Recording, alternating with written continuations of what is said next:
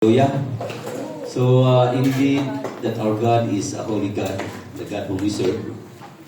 And His name is highest. His name is above every name. His name is higher than any other names. Is the greatest name. The God who is the God of all gods, and He is the Lord of all lords. He is the King of kings, the God whom we serve. Amen? He is greater than any other name. You can name whatever names it is. It might be sickness, problems, situation, whatever it is, but His name is higher than that. Amen? Hallelujah. What a wonderful time to worship our living God, who is the God of all. His name is above every name. Amen? Hallelujah. Can we give a clap of praise to our God for that? Amen? Hallelujah. Praise the Lord. Before I move on to the message, I would like to welcome. We have our first timer here. Amen? Or this is the second day, second Friday. Okay, sister. What's your name, please? Rina. Okay, welcome. In this place, anyway, we are not lifting any other name, but we are lifting the name of the Lord Jesus Christ. Amen. Any other brother you have? Did just came now, or last Saturday you are here? Okay, so this is the second day. So anyway, I would like to welcome in the house of God. You know, there is no other greater place, or there is no better place than the house of God. Amen? The Bible says that even you spend 1,000 times in any other place, but the place where the presence of the Lord God dwells is no other than we can compare of. Amen? Hallelujah. So, shall we move to our message for tonight?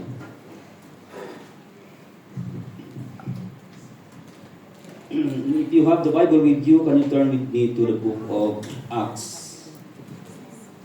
In the book of Acts chapter 10, from 1 to 4, and then 9 to 13. Okay, so if you have the physical Bible with you, and we have the slides. Okay, so it is visible, you can see. Amen. So verse 1, it says there in the book of Acts chapter 10, 1 to 4, at Caesarea there was a man named Cornelius, a centurion in what was known as the Italian regiment.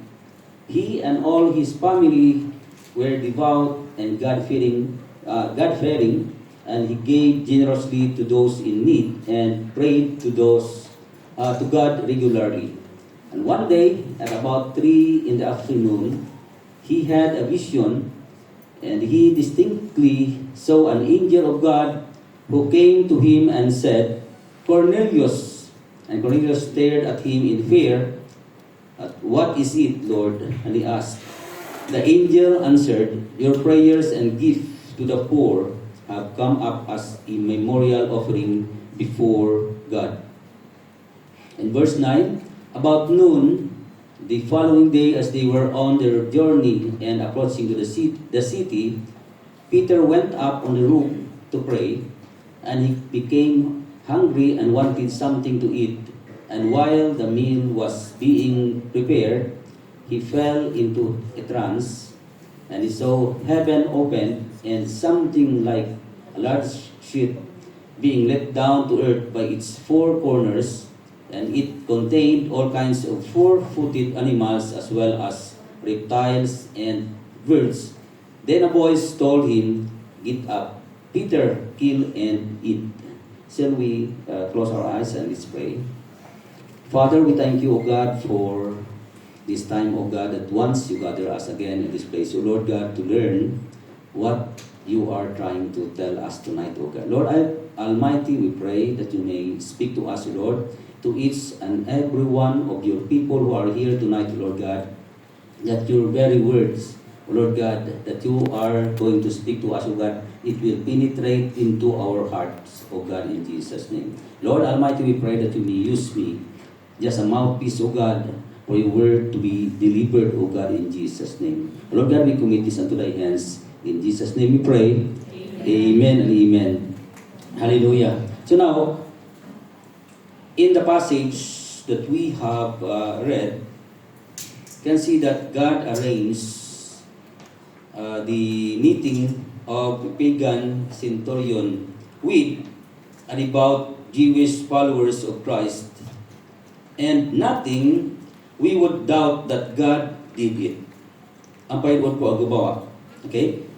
Their appointment were arranged by God. Yung appointment of two persons, okay? Peter and Cornelius. No doubt that it is God who arranged. Amen? So, mayroon po ba kayong narinig na kasabihan? Okay, nasasabi, pinagtagpo ng tadhana. Have you heard that? Eh? Pinagtagpo ng tadhana. Ano pong ibig sabihin? Ano po sa English? You can translate it in English.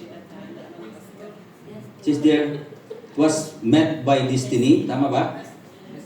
Met by destiny. Yun bang trabaho na mayroon ka ngayon? Okay? The work that you have right now, is it by coincidence? Is it by coincidence or it is part of the plan of God? Yeah, think about that. Okay? And something like you meet a person. Okay? Mayroon kang na-meet na isang tao and then nagkaroon kayo ng relationship. Okay? And then nagkatuluyan kayo at nagiging asawa mo. Is it a coincidence or is it part of the plan of God? Part of the plan of God. Amen? Yung ministry na mayroon ka, the ministry that, okay, you sing here, or even you preach the word of the Lord, okay, you are being used by God for that certain ministry. Is it by chance or is it by or part of the plan of God? Yeah? Amen? You know, there are things that happens na akala natin, we think that it happens by a chance. But there are things that occurs orchestrated by God. There are things that happen orchestrated by God. Such a divine providence that we can sometimes discern remarkable openings, opportunities, circumstances that are arranged for our good and for His glory. Amen? Hallelujah. The topic that we're going to discuss for tonight is a divine appointment. Amen? A divine appointment.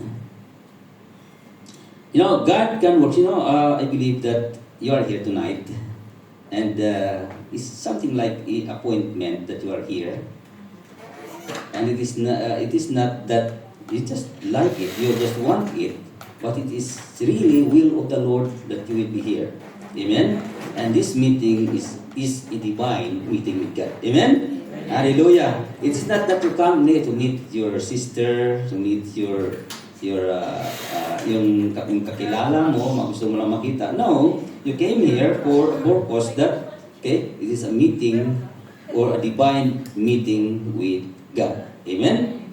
Hallelujah. You know, God can work in our lives in many different ways. Okay? In the Bible, God spoke to a variety of means. Amen? Katulad po sa buhay ni Moses. Moses spoke to him, or God spoke to Moses through burning bush. Yeah? You can see that the bush, or we call that the small plants, is burning but it didn't consume. Okay? It didn't consume, but it's ablaze. Okay? But it is how the Lord spoke to Moses through that bush. Okay? Another one is Balaam. Balaam used the talking donkey. Yeah, God allowed the donkey to talk. Yes, amen. And for Elijah, okay, it is a gentle whisper that convey the message to Elijah. For Jeremiah, God used a strange object in order to speak to Jeremiah. Now, in our passage, God orchestrated the meeting of two parties through vision. You know, God can speak to us in many different forms. It can be a circumstances, it can be a situation, it can be His written word in the Bible, yeah, or even someone can used by God to prophesy or to talk to you. Okay, but here in the passage that we have read, okay, God, yes,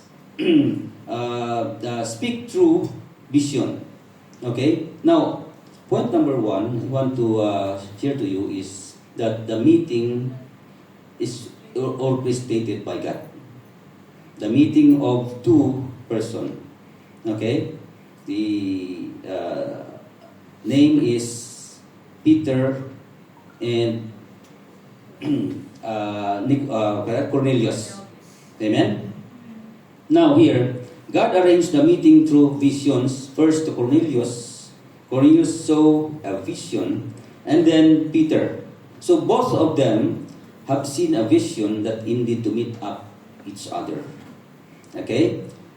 You know, vision is an audio-visual means of communication between heavenly being and earthly recipients.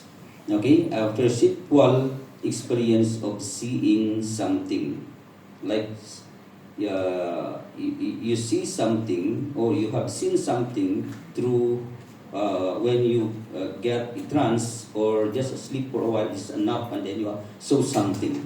Yes? Something like a vision. An audio-visual communication between God or the heavenly being to a human or to the earthly recipients. Okay? So tonight, let us consider how it is that God brought these two men together exactly at the right time and exactly at the right purpose. Amen? So we know that because we live in a world where God is in charge and there is no such things as luck or ano sa Tagalog? Swerte. Yeah? There is no such thing or by chance. Sino ba dito sino sa inyo dito ang tumataya sa raffles? Ano tumataya sa raffles? Okay. Ano ba ang purpose? Bakit kayo tumataya? Para manalo. Okay, raffle okay. You know, raffle is just like a form of gambling. Yes. It is a form of gambling. And out of so many numbers, di ba tayo kayo? Out of so many numbers, then yung number na tinayaan mo ay tumama. Then sabihin mo, swerte.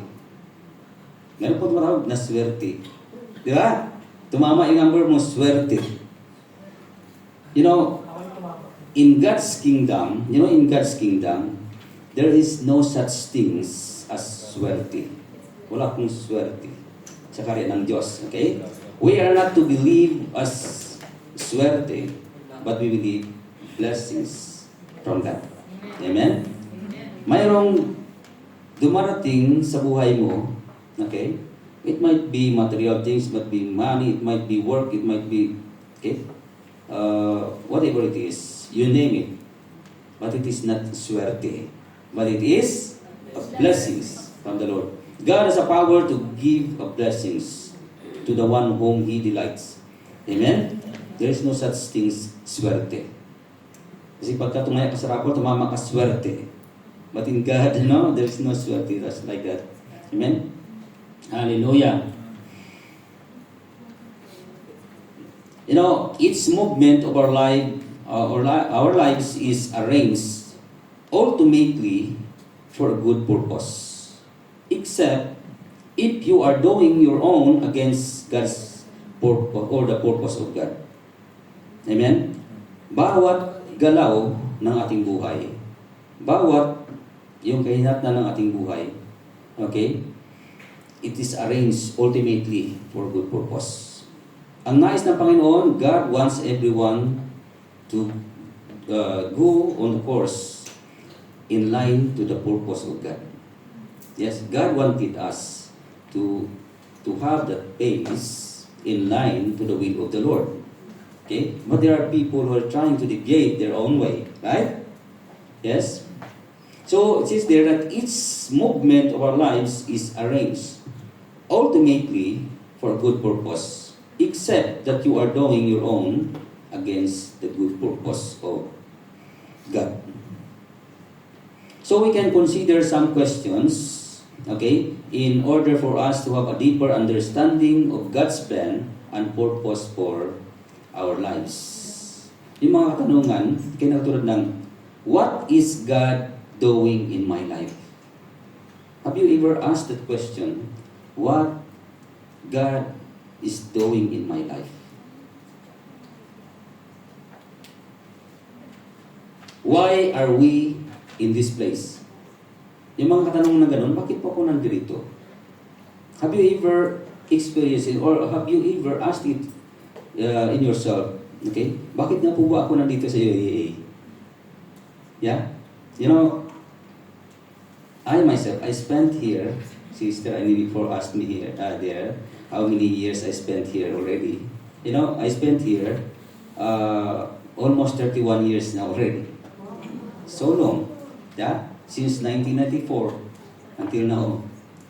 But I try also to ask why I'm here in this place. Yeah? Did you ask, brother? Why are you here in this place? Yeah? Amen? Bakit nga po ba tayo nandito? Dahil po ba kumita ng pera? It is because you want to have that work and then earn money? Yeah? I believe that is part of that, but there is also a deeper purpose why God has why God brought you here in this place. Yeah? There is a deeper purpose. You know, I didn't imagine I stand here. Yes? I came here in this place for a job also. The same to you. You are looking for a job. I'm looking also for a job. But beyond that, God has a deeper purpose. God has a deeper plan for me. And now He used me to speak. Amen? Hallelujah. I believe that God has a purpose for you also. And you are not only be content of sitting out there, but someday or one day, you will be here. Amen? And that is the declaration. Hallelujah. Amen says. Praise God. Anyway, they are already standing also. Amen? And I believe that God has a greater purpose for each and every one of us. Now, another question is, what is He arranging here for a gospel opportunity? Ano po ba yung ina-arrange ng Panginoon sa buhay natin? Okay? Para mai-advance yung salita niya. To advance the word of the Lord or the gospel. Okay? What door is going to open before me? Yeah? Now, let us look on to our passage in the book of Acts chapter 10. Okay, let us see here. 10, we are going to read 1 and 2. At Caesarea, there was a man named Cornelius, a centurion in what was known as the Italian regiment. He and all his family were devout and God-fearing, and he gave generously to those in need and prayed to God regularly. Now here, sino po ba si Cornelius? Now here in the book of Acts, if you have the Bible with you, you can read there, okay? Cornelius is from Caesarea. Okay? Here. Somewhere here. That is there somewhere in Israel. Okay? Caesarea in this place, and then Joppa in this place. Okay? And Jerusalem somewhere here. Okay? Now, you are talking about Cornelius. He is from Caesarea. Okay, he's living there. Caesarea is located coast of Mediterranean Sea, that is 32 miles away from north of Joppa. So from here to here is 32 miles. Okay? And Cornelius is a centurion. Ano po ba yung centurion? Centurion is a leader of, or it is, we're talking about military, okay? Leader of 100 people or 100 soldiers. Okay, so this is Cornelius. He is a centurion, and he is also a devout and God-fearing man. Okay, prayed regularly. Not only him, but together his family. They prayed together. Okay, and he is also a man, or he is a generous man, giving alms to the needy or to the poor. So that is the life of Cornelius. So we see that Cornelius was a great spiritual leader, okay, but still without the gospel, or without the gospel, he was lost, okay, and because of that he is seeking for God. So this means that self-righteousness or good works still cannot guarantee salvation. Na kahit sabihin mong, magawa naman ako ng mabuti kahit di na ako sumumba. Yeah? I give, bro, marami kayong mga protas na, mamimigay ka lang mga protas, okay na, save na ako. Do you think you have to take that, sa ditag na, maraming protas din, wala na akong bibigay ko ng dun sa church. Kahit di na ako attend, save na. Do you think? O di kaya marami kayong mga isda doon, okay, mag-ihaw lang tayo. Okay? Now, what it's trying to say here, that good works, yes, it's good. That's what God requires from us, that we have to do good works. Yes, I didn't agree against about that. We have to do good thing, and that is what the Lord requires from us. But good works alone cannot really guarantee our salvations without the gospel, without Christ. Amen. So it cannot guarantee salvation. Now, Cornelius is a pious man or pious man. Maka-Diyos po siya. Okay? He is considered as a good man. Okay? And he is also a generous. But still, he need the gospel. He need the gospel. And he was seeking God. Because of this, God arranged something. Okay? God arranged something. And that Cornelius see a vision. Ito na po, nagkaroon siya ng vision. Because he is seeking God. Okay? Now, in verse 3, sabi doon, one day, at about 3 o'clock or 3 o'clock in the afternoon, he had a vision. And he distinctly saw an angel of God who came to him and said, Cornelius. Yung time lang na yun, angel came and then called Cornelius. Cornelius! Okay? I want to capture something here in this verse that, okay, an angel came and called Cornelius by name. Kilala niya po si Cornelius. Di ba? He mentioned, Cornelius, I may not know you, or I may forget your name. I asked today, but tomorrow or after another day, I will forget your name. Yes? Brother, what's your name? Ubaid. Yeah, Ubaid. I have to remember it. Okay? Ubaid. You know, sometimes I forget your name. When you met somewhere, okay, what's your name? Yes? Forgetful na. Madalas na makakalimot. Siguro ano yun, sign ng bumabata. Amen? Nakakalimot. You know, I may not know your name or I may forget your name, but God knows your name. He knows very well. And even your situation, what situation you are passing right now, God knows it. Yes. Alam po ng Panginoon ang sitwasyon mo. Amen? But the thing is, the question is, what about you? Do you know your God? Yeah? He know you, even by your name. Yes? What about us? Do you know God? Marami po there are so many professing Christians that they know their God. Yes.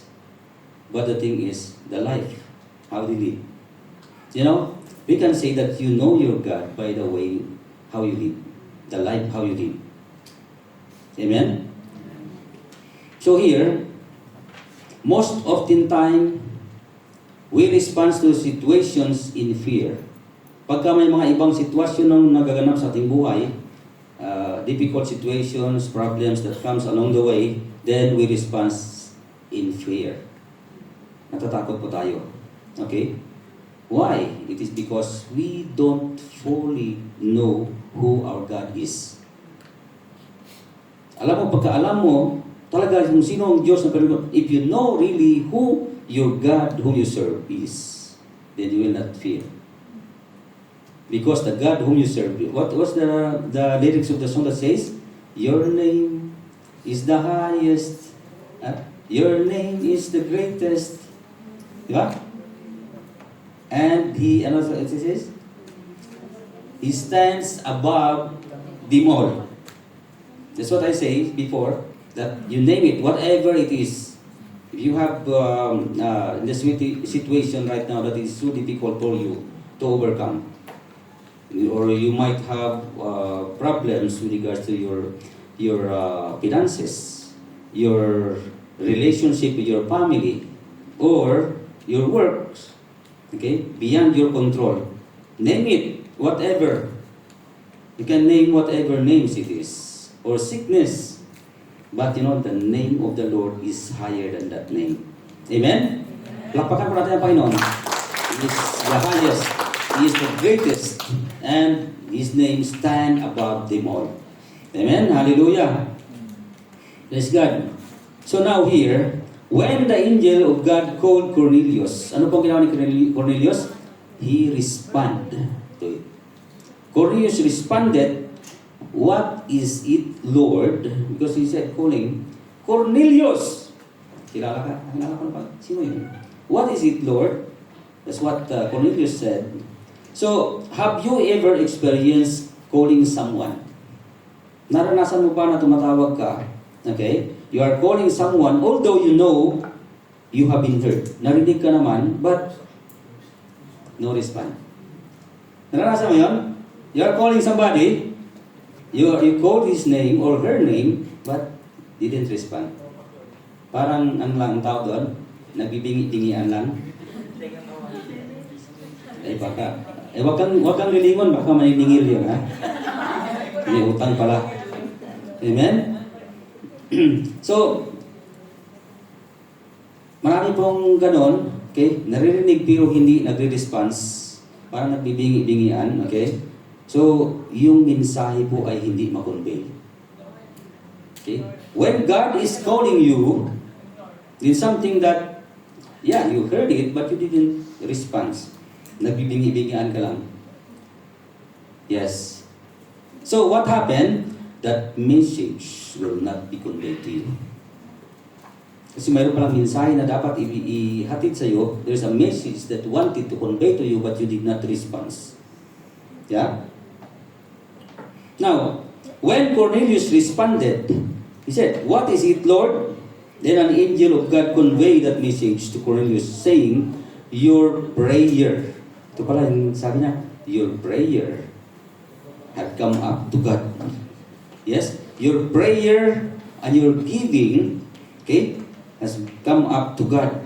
It was heard. Naririnig po ng Panginoon. Amen? So, imagine this. Okay? Or think about this. The prayer that you have presented, the prayer that you have presented to the Lord, that you have forwarded to the Lord, don't think that God did not listen. Or don't think that God did not hear your prayers. Amen? Hallelujah. Tingnan po natin. Verse 4. 4 ba? Okay. Cornelius stared at him in fear. What is it, Lord? And he asked. The angel answered, your prayers and gifts to the poor have come up as a memorial offering before God. Okay? Sometimes we feel that our prayer is not heard. And then what happened? Hindi naman naririnig. Parang hindi naman naririnig yung prayer. Ilang taon mo na pinag-pray? Lord, bigyan mo naman ako ng partner in life.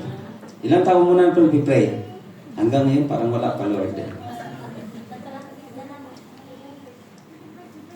Talaga pagka partner in life talaga ang pag-usapan ng yeah? Yes? Hallelujah! You know, the tendency of a person, if keep on praying and something that God didn't answer, then they stop praying. I did not even come to the church, so huwag muna akong punta sa church. Busy ako. Meron akong gagawin. Stop praying. But you know, the Bible encourages us to pray continually. Amen? Kasi lahat ng mga prayer, all the prayers that we presented to the Lord, don't think that God didn't hear. Narinig po ng Panginoon yun. Amen?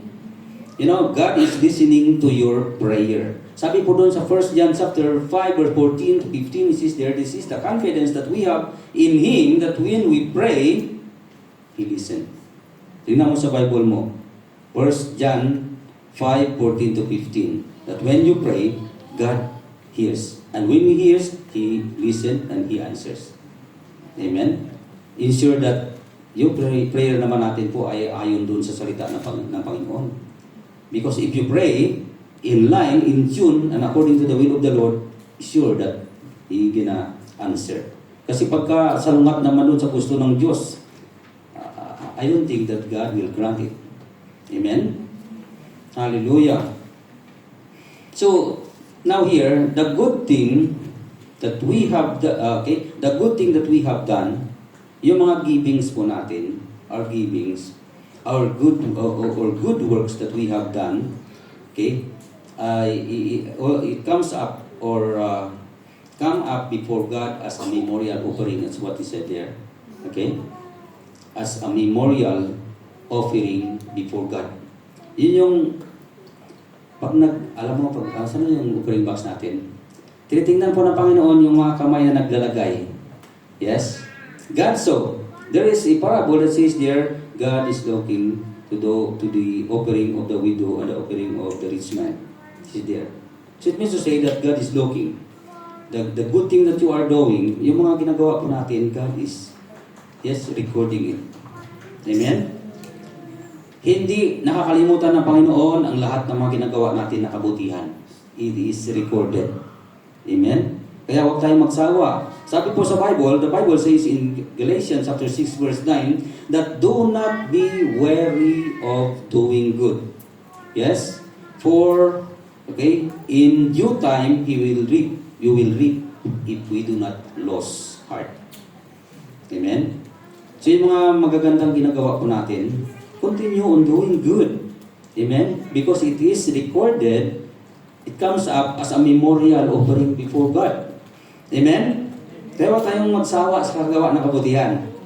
Amen? Yes. Hallelujah. You know, prayer and good deeds come up as a memorial before God. You know, sadly to say, that most often times, the things that comes up to God is the sin committed by men. Madalas po, not instead, yung kabutihan na ginagawa natin, it comes up to God. But the thing is, the sin that committed, that's come up to God. Madalas.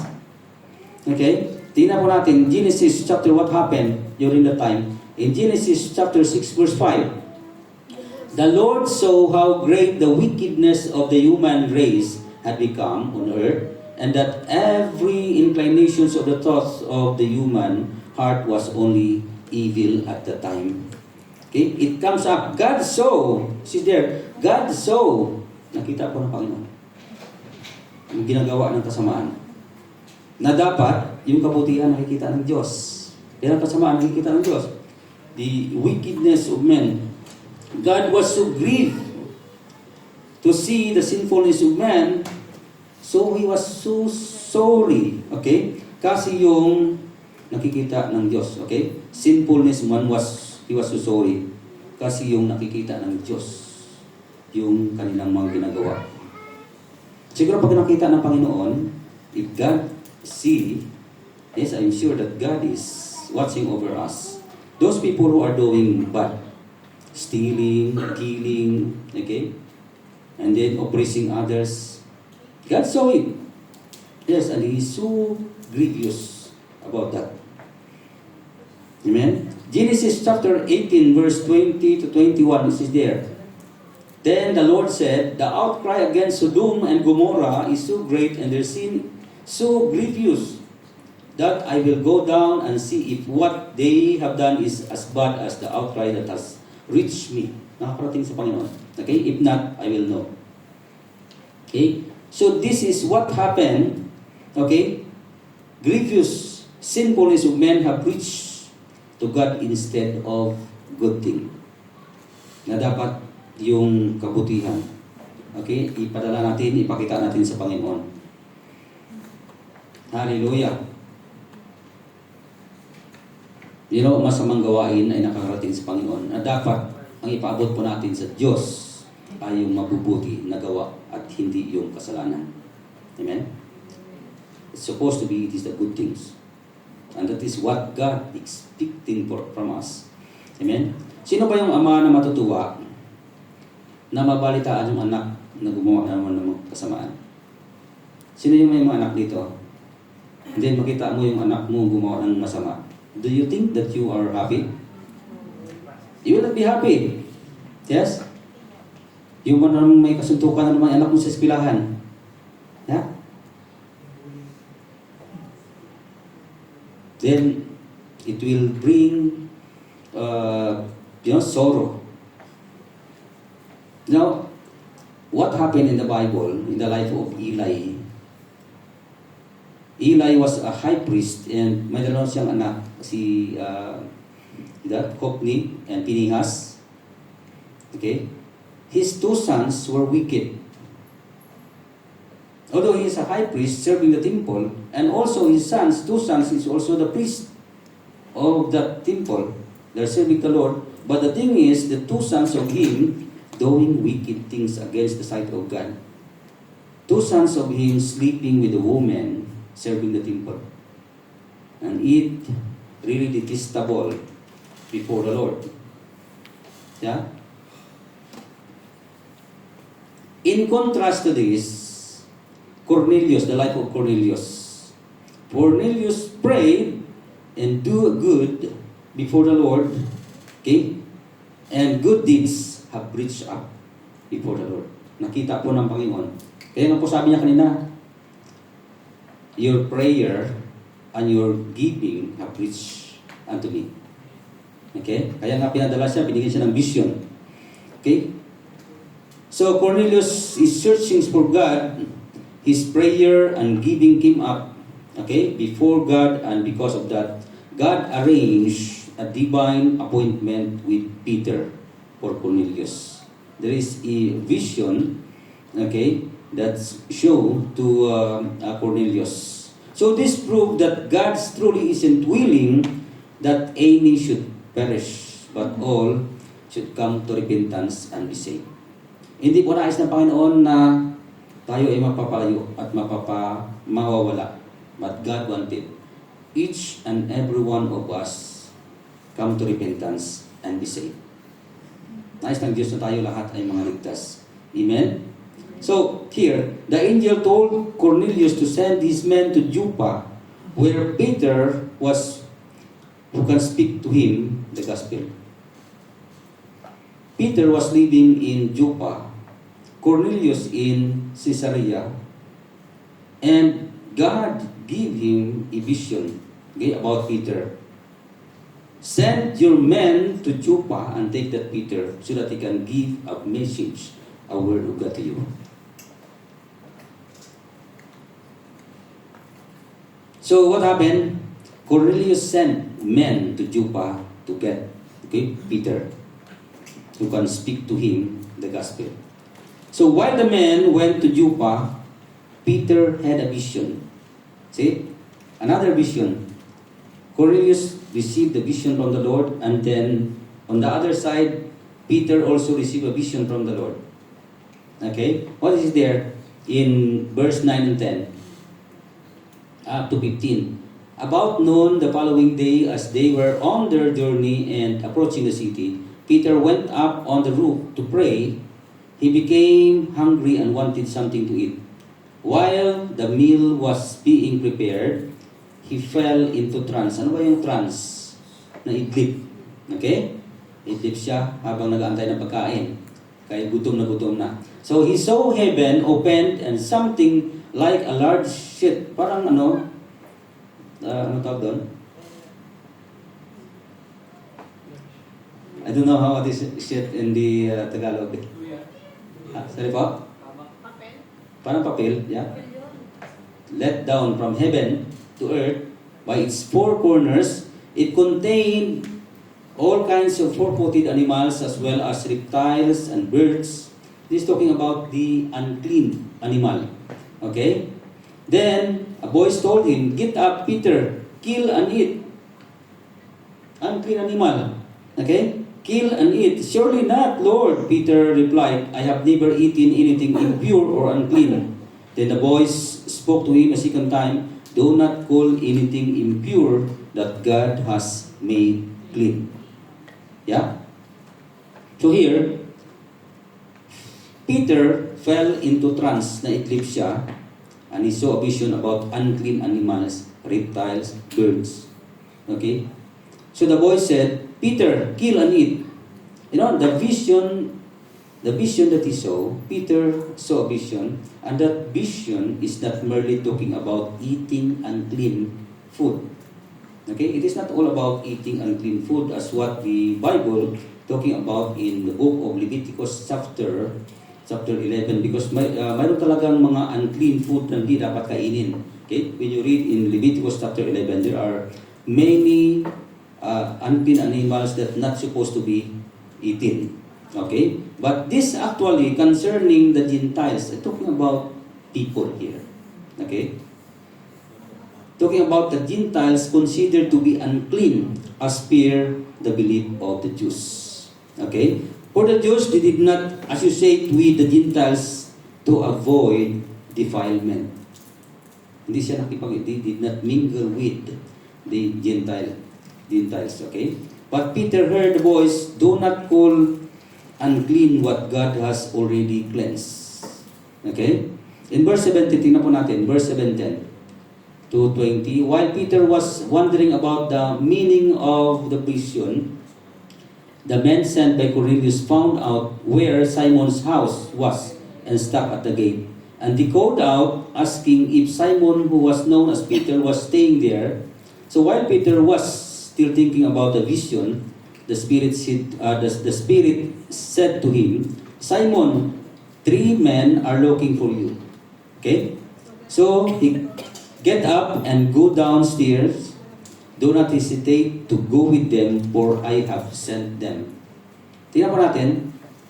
It is God who arranged all of these things. Okay? He sent a vision to Cornelius to send men to get this Peter. And the same thing, Peter also received the vision, and God told him, "Go with them. Do not hesitate, for I have sent them." Yes. Now, it is a very obvious that God arranged the meeting. Yes? So while Peter wondering about the vision, 3 men sent by Cornelius arrived. Then the Spirit said to him, "Do not hesitate, for I have sent them." So the next day, Peter went with them to Caesarea. Sumunod po doon. Although Peter did not know what he's going to do there. He don't have an idea why he is being summoned, why he is going to go there with his men. But the good thing is he followed. I don't know if God is calling you and you didn't understand. I don't know what will be our response. Did we follow? Did we obey? Just like Abraham, when God called Abraham to that place, "Leave your country, your father's house, and go to the place I will show you." Abraham didn't know that place. He didn't know what will happen, but he obeyed. God wanted here our obedience. Amen? Even though we don't know the things, what might happen, but God wanted us to obey. Prior to the arrival of Peter, Cornelius already arranged the venue and he invited his relatives, friends, nag-imbita siya ng maraming tao. Okay, in that place, he invited his close friends, his families, his relatives, okay, so that the house where they gather will become crowded with people. Okay? So, this crowd of people is what meant to be in the vision he saw about common or unclean animals. Ito na yung sinasabi na take, kill, and eat. It's talking about, not about the birds, about the reptiles, not about the animals, but talking about the people here. Amen? The crowd of people that meant to be in the vision he saw about the common or unclean animals, birds and reptiles that should not be considered as unclean. Okay? Tingnan natin verse 27. Ay, wala. Okay? In verse 27, it says there, while talking with him, Peter went inside and found large gathering of people. When Peter arrived on that place, on the house where the people gathered, and he saw there are a large number of people inside. Okay? And he said to them, you are well aware that it is against our law for the Jews to associate with or visit. But God has shown to me that I should not call anyone impure. Okay?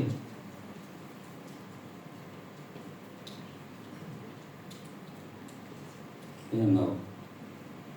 Okay now. Now what happened? The result of the meeting.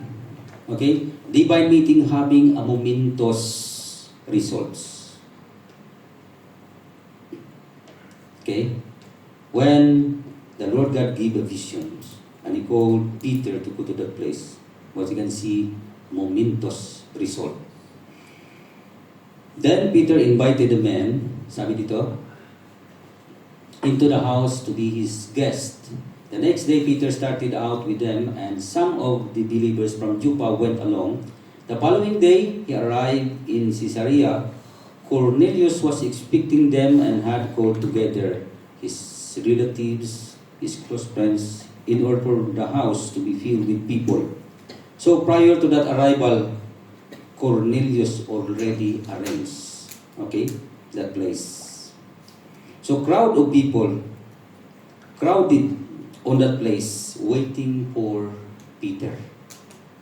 Kasi nais po nilang makarinig ng mensahe, ng salita po ng Panginoon. Amen? Hallelujah.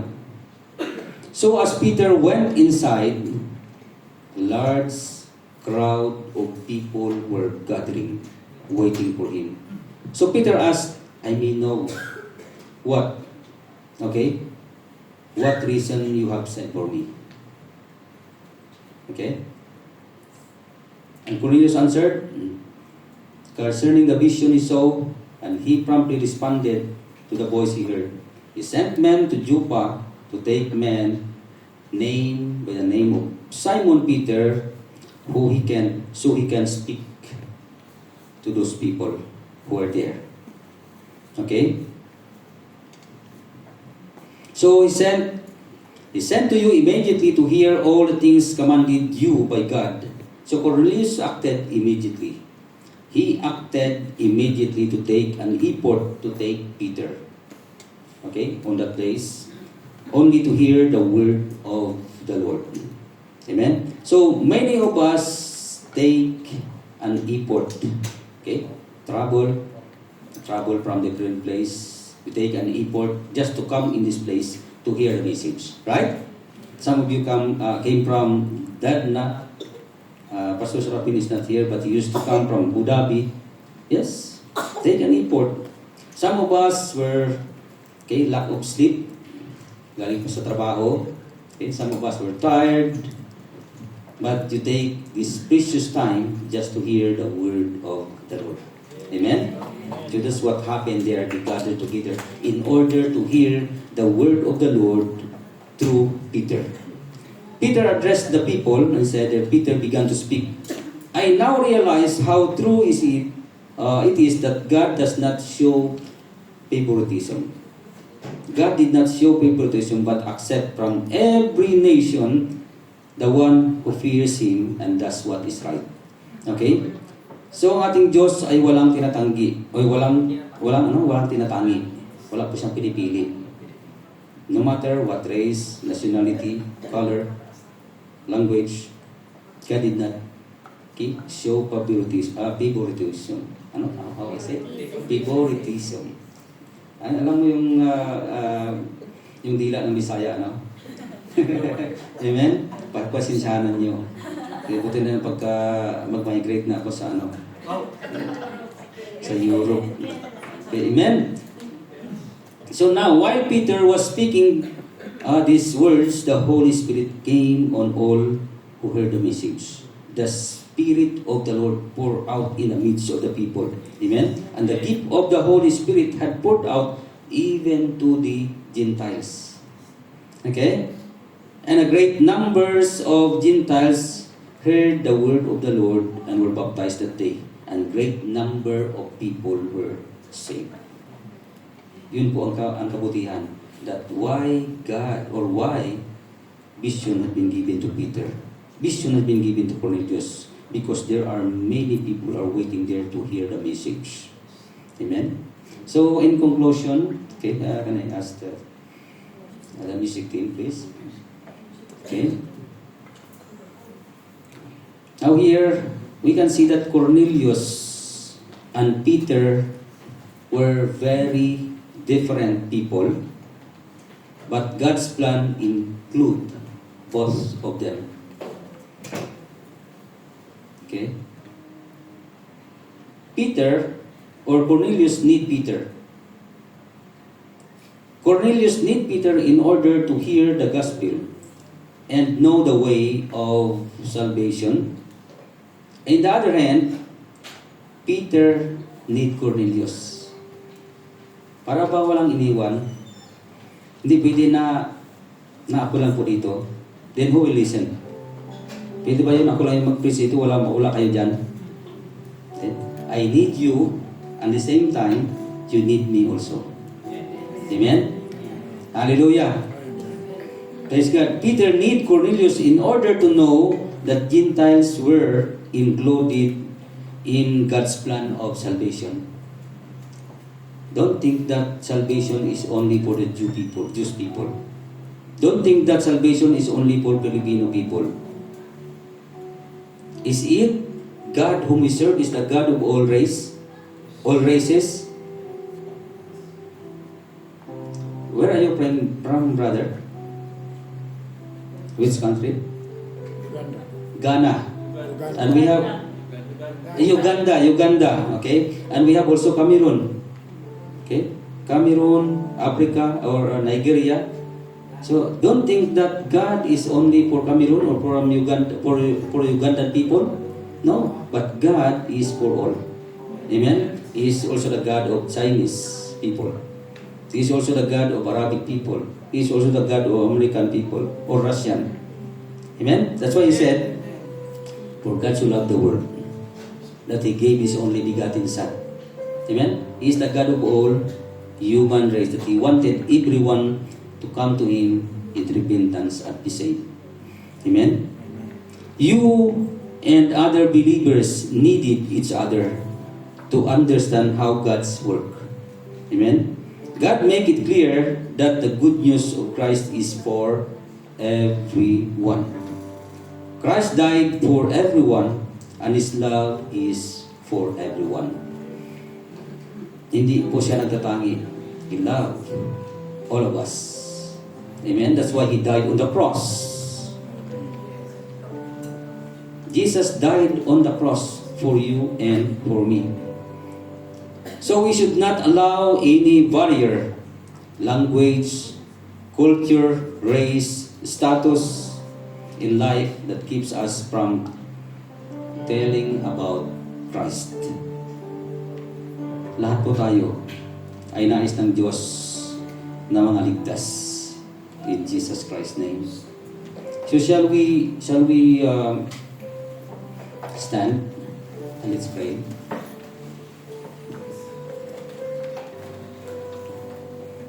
Hallelujah.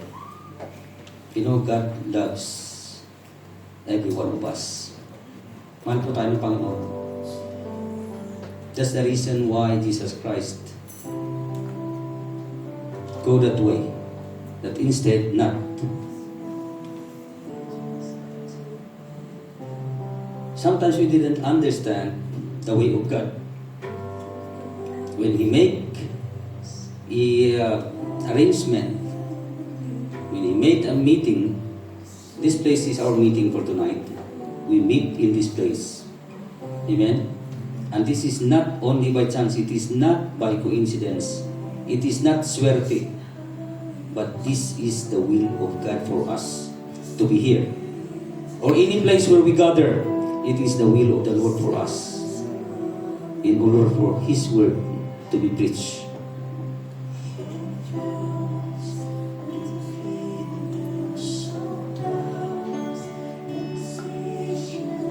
Can we sing that song? Stands above the moon, the angels cry, holy, creation's rise, holy, you are lifted high, holy forever.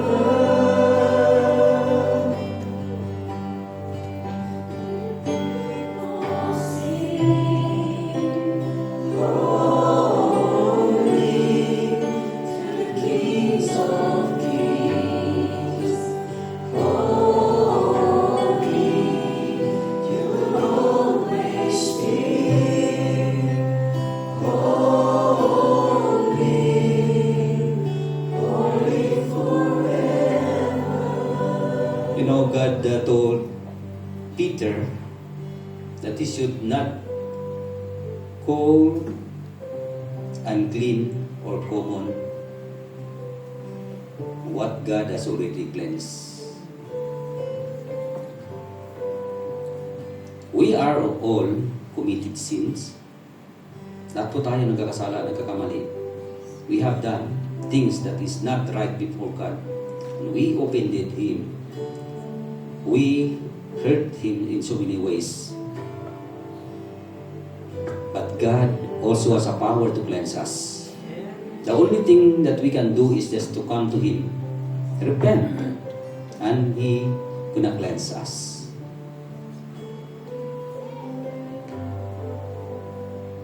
It doesn't matter how much sin we have committed. It doesn't matter how grievous we have done before the Lord. But if you sincerely come to Him and realize that you have sinned, acknowledge it, that God is ready to forgive us. Tonight I want everyone to speak to the Lord. Ask anything that we have committed that offended Him, that hurt Him. Ask God to cleanse.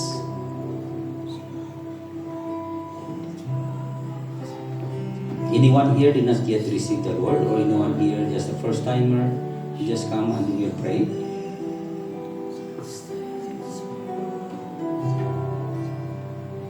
Now, God wanted us to have that relationship with the Lord. You know, we are not establishing any religion here. What God wanted us is the relationship. That if you decide to receive the Lord right now in your life, then God is really welcome to accept you, to receive you as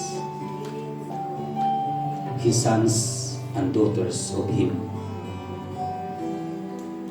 The only thing that you need to do is just to acknowledge your sin, receive Him as your Lord and Savior of your life. Anyone there, you don't hesitate to come to the Lord, because this is the opportune time. If you did not receive the Lord yet, come and then receive the Lord right now.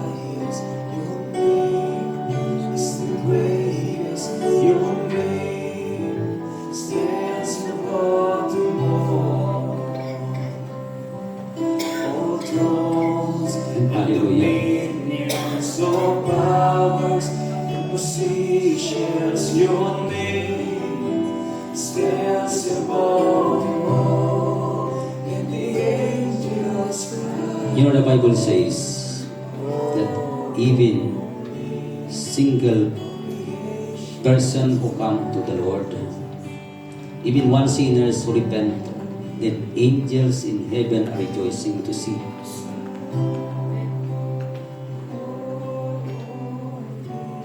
Tonight we're gonna pray.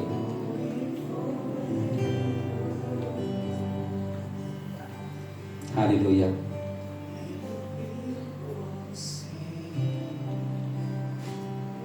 Bible says that today is the day of salvation. Don't wait for tomorrow. Tomorrow might be too late. You don't know what happened, what lies ahead tomorrow. We don't know. But grab that opportunity. The only assurance that we can be there. Okay, what happened in this life? Because in this world, really uncertain. Many things that happen.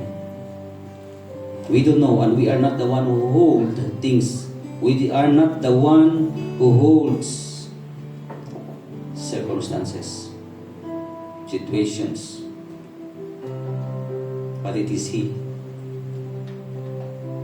But tonight, you can assure, if you decide to receive the Lord in your life, until we can assure the place of eternity for you. Yes. Amen. Hallelujah. Shall we ask our leaders to extend our hands? Come forward, leaders, and let's pray for you. Okay. Hallelujah. Yes, hallelujah. Shall we extend our hands and then let's pray? So just follow after this prayer.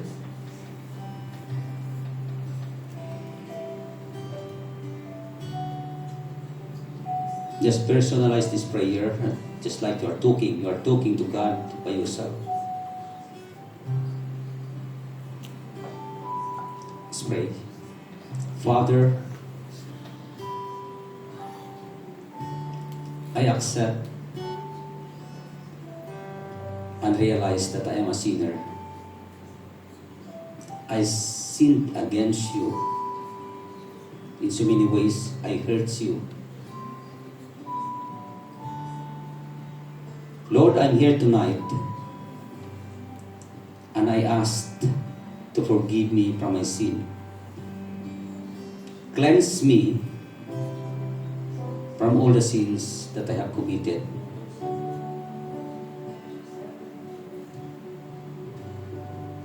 Tonight, I decided in my heart to receive you as my Lord and my Savior. Thank you for loving me. I know that you are the God who is a loving God, who doesn't want sinners like me to be perished, but you want me to come to repentance and be saved. In Jesus Christ's name, amen. Shall I pray? Heavenly Father, we thank you, O God, for this time, O God, as these people who come before you, Lord, repented of their sins and decided in their heart to receive you as their Lord and Savior over their lives. Lord, we thank you. You are so good. Thank you for penetrating of your words to each and everyone's heart. Lord, we pray that their name will be written in the book of life and no one can pluck it out in Jesus' name. Thank you. We just want to bless you. We just want to honor you. In Jesus Christ's name we pray. Amen and amen. Congratulations. Follow Jesus, no turning back, no turning back. I heard His voice. Amen. Hallelujah. So,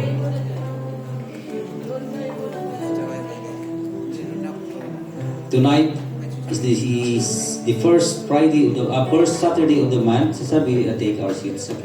Okay. So this is the first Saturday of the month, and we used to observe the Holy Communion, okay, as we commemorate the death of our Lord Jesus Christ on the cross.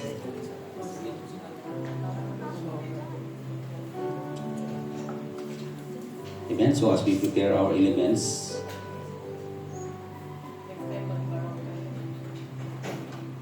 in the message that we have heard this morning, in reference to the life of